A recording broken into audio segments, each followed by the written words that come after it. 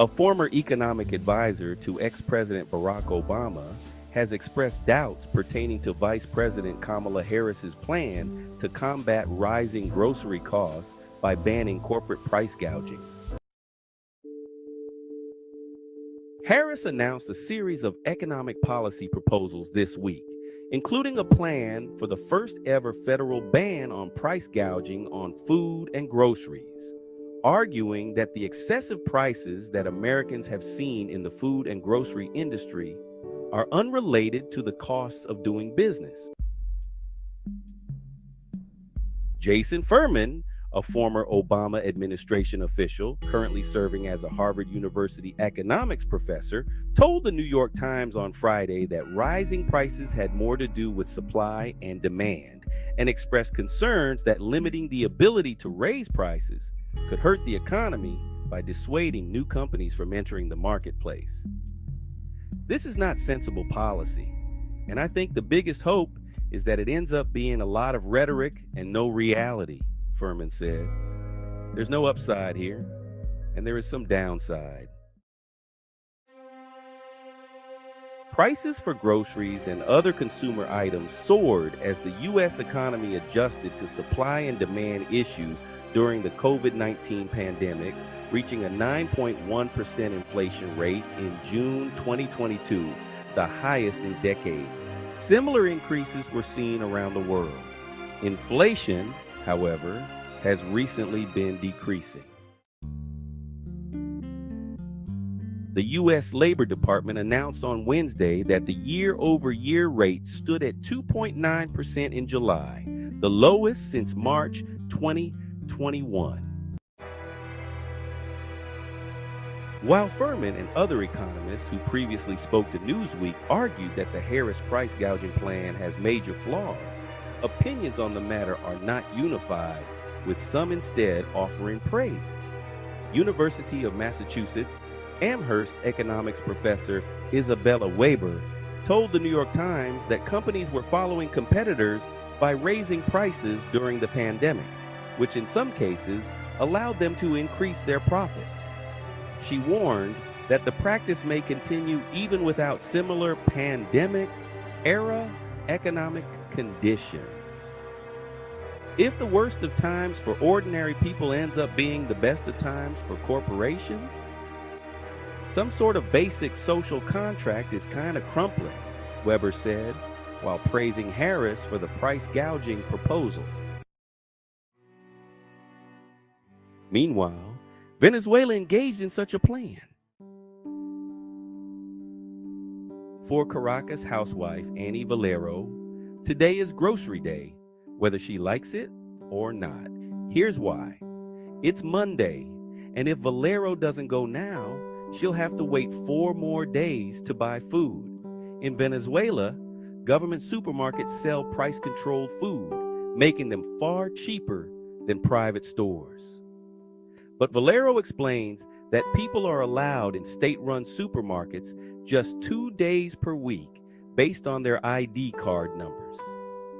The system is designed to prevent shoppers from buying more than they need and then reselling goods on the black market at a huge markup.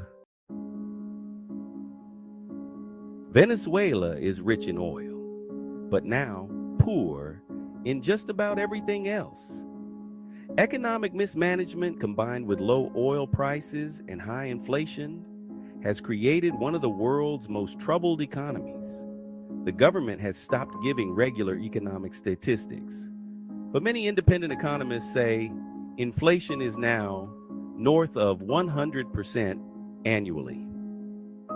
Rising anger over food shortages, plus Byzantine rules about when and where people can buy things, have made grocery shopping in Venezuela a nightmare. Valero says goodbye to her 7 and 9-year-old daughters. They will skip school and stay home alone in a Caracas slum with the door locked. That's because Valero sometimes spends all day standing in line at grocery stores and can't pick up the girls after class.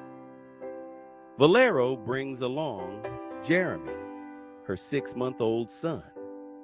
We are also joined by her husband, Yosmi Benaventi.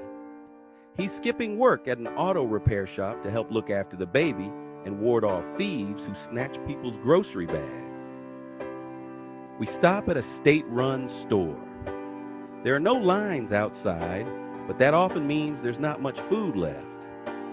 Inside, the meat department is a barren landscape. There's just unplugged display cases, flies, and a bad odor, Valero says. She settles for 3 cans of sardines. She also finds diapers for Jeremy. But checkout is like clearing customs in a hostile foreign country. The checkout clerk scrutinizes Valero's ID card and tells her to hold her index finger over a fingerprint scanner. The clerk scans the merchandise and then informs Annie that because of rationing, she can buy just 2 of the 3 cans of sardines. Then, Valero and Benaventi must produce Jeremy's birth certificate to prove the baby is theirs and that they really do need the diapers. This is such a waste of time, and we have to do it every week, Valero says. My husband risks losing his job because he's here with me shopping. And on top of that, we can only buy 2 of each item. The final bill is the equivalent of less than $1. But that's part of Venezuela's scarcity problem. Economists say price controls make it unprofitable for farms and businesses to produce goods. Falling oil prices mean Venezuela has less money to import food. President Nicolas Maduro also blames smugglers who resell cheap Venezuelan goods in neighboring Colombia. In August, he closed the border, but Valero blames the government and plans to vote for the opposition in legislative elections in December. The ruling Socialist Party is expected to take a beating. Another frustration for Venezuelans is that the shopping controls just don't seem to work. On the street, we meet black market vendors hawking eggs, chicken, and 5 kinds of fish. But buying just a few pounds of beef or tuna would eat up a quarter of Benaventi's monthly salary. Back home, the girls are fine, but the only food Valero has brought back is the sardines. Her family will have leftovers tonight and rely on their dwindling supply of rice and pasta over the next few days. Then Valero will attempt another grocery run, with her husband again missing work and the girls skipping school. With the rate America is currently on under this current Democratic regime continuing, this will be the future of American shoppers, not only because of food cost rationing, but rampant criminality due to defunding the police, leading to the closure of stores, loss of jobs, and an overtaxing of state resources designed to help the poor. Be sure to like, share, and subscribe for more videos detailing social, economic, and political news. The Kings of the North are the Baltimore Ravens, but do they have another mountain left to climb?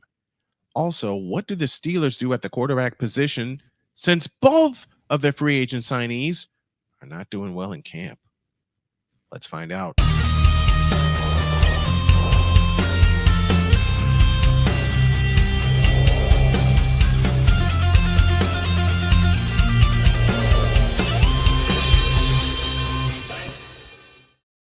Hello, everybody. I'm Brian Snow. Welcome back to Villainous Sports News as we continue our roundup of NFL previews. And this time we dive into the American Football Conference. Let's start with the North. And we will start in Pittsburgh, where they signed not 1, but 2 free agent quarterbacks. As you all know, Russell Wilson and Justin Fields were plucked from the Broncos and Bears, respectively, to man the quarterback position in Pittsburgh. That alone poses the problem, and that alone poses the question. Who's the right choice? Is it Russell Wilson or is it Justin Fields? Early word shows that Russell Wilson is not having a good training camp, but a lot of quarterbacks before have not had a good training camp, but they wind up being the solution that they needed. Russell Wilson went through this before in Seattle before he became the man that led the Seahawks to 2 Super Bowls, a Super Bowl victory, a bunch of Pro Bowl appearances, and a bunch of playoff appearances. But now with Russell Wilson being in the limelight and the downturn of his career, the Steelers needed another arm to keep the streak of Mike Tomlin alive. Enter Justin Fields from the Chicago Bears. Anyone who has watched football for the past 3 years knows that Justin Fields did not have a good time of it in Chicago. The only time that he produced is if he was running for his life, and some yards and some touchdowns came with him. Now, what do? You have 2 quarterbacks that had, well, to put it bluntly, horrible seasons last year. Which one will Mike Tomlin choose, and who will he shape the offense around? Speaking of offense, let's go to Ohio, and we'll start in Cincinnati. Does Joe Burrow make a bounce back, and is this a bounce back season for Burrow and the Bengals? Joe Burrow suffered a season-ending injury on Thursday Night Football against the Baltimore Ravens in what could be labeled a cover-up, because he was not on the injured list the week prior when he had an obvious brace on his wrist. That Thursday night game against Baltimore caused Burrow to miss the remainder of the season when he got hit to the point where he could not even grip a football. And now the Bengals core may be falling apart. And the offensive line is not doing any favors either for the Bengals, because remember, Joe Burrow has been the most sacked quarterback in the NFL since he came into the league in 2020 out of LSU. Is this a bounce back year for Joe Burrow and company? And what do they do without Joe Mixon, their leading rusher for the past 3 seasons? It's going to be a long road to hoe for the Cincinnati Bengals in the Battle of Ohio. And we'll stay in Ohio with our next question. Is this finally the time for Deshaun Watson and company? Many people say yes, many more say no. It's going to be dependent on the health of Deshaun Watson and where his head is at. Because remember, Deshaun Watson went through a lot the first couple of years with the Browns, where he missed 11 games his first season. Why did he miss 11 games? Because of a little bit of an incident that happened in Houston before he signed a fully guaranteed 5-year contract with the Cleveland Browns. Will he finally get a chance to play a full season? Remember, last year, Deshaun Watson was supposed to take him to new heights, but it was Joe Flacco who did the deed. And it was the Browns running game, though they were minus their big back in Nick Chubb, that did a lot more damage also. Will the cycle repeat for the Cleveland Browns? And will they once again be held out of a playoff spot? Speaking of the playoffs, we talked about the Steelers, we talked about the Browns, we talked about the Bengals. 2 of those teams made the playoffs from the North. The Steelers were 1, and so is this team. The Baltimore Ravens have no more excuses as they sign free agent running back extraordinaire Derrick Henry to their team. Now, King Henry has had a lot of miles on his, or has a lot of miles on his legs coming into this season. Of course, you know, he spent most of his career all of his career with the Tennessee Titans. Will this new scenery be good for Derrick Henry? And what's it to say also about Lamar Jackson? Can they coexist? Lamar Jackson has a lot to answer for, because he had the AFC Championship in his house, and for the second time since 2019 was unable to produce a win as a high seed, with the playoffs being in his place. Remember in 2019 what happened? They lost to, what do you know, Derrick Henry and the Tennessee Titans by a final of 28-14. Now, what do? When you have 2 of the most dynamic runners in the game in Lamar Jackson and Derrick Henry, whom do you give the ball to often? Whose number do you call even more? Is it going to be Lamar? Is it going to be Derrick Henry? Is it going to be the return of Mark Andrews? What is the answer for the Baltimore Ravens? Well, let's recap our questions for this season.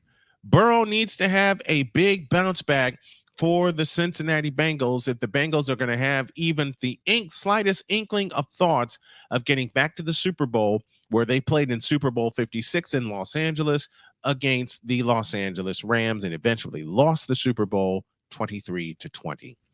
For the Cleveland Browns, they have to realize they have to answer the question, I beg your pardon, is this finally the time for Deshaun Watson to take flight and to take the Browns where they would love to go, which is back to the AFC Championship, a place they haven't been since 1989 as the original Cleveland Browns when they faced off against the Denver Broncos. The most interesting story in this division is in Pittsburgh. Do you give the ball to Russell Wilson or do you give the ball to Justin Fields? Who's going to run a lot more? Who's going to run the offense correctly? Is Mike Tomlin going to have the chance to avoid yet another season? Is going to have a chance to record, I beg your pardon, another season where, well, he doesn't have a losing record? Or is this the season that he finally suffers his first losing season? And on top of that comes this question. Should it not work out with the quarterbacks they have in tow and Mike Tomlin does suffer his first losing season, will it be his last season coaching in Pittsburgh? And on the clock right now is John Harbaugh and the Baltimore Ravens. The clock is ticking. They signed Derrick Henry. They have Lamar Jackson. They have a lot more weapons. But they should be focusing on the sting of the loss to Kansas City in the AFC Championship. And as I said earlier, no more excuses for the Baltimore Ravens. That's our preview of the AFC North. Whom do you think become the kings of the North? Do the Ravens defend their division title, or do we have a wild card coming up from underneath? Let me know in the comments down below. Thanks for watching. Remember to subscribe to youtube.com/Snowman Multimedia and all the other YouTube channels you see on your screen. And you can make a contribution via Cash App or Super Chat to help grow this portion of Villainous Sports News. Speaking of which, we return you now to your regularly scheduled programming. Thanks for tuning in, everybody. I appreciate you.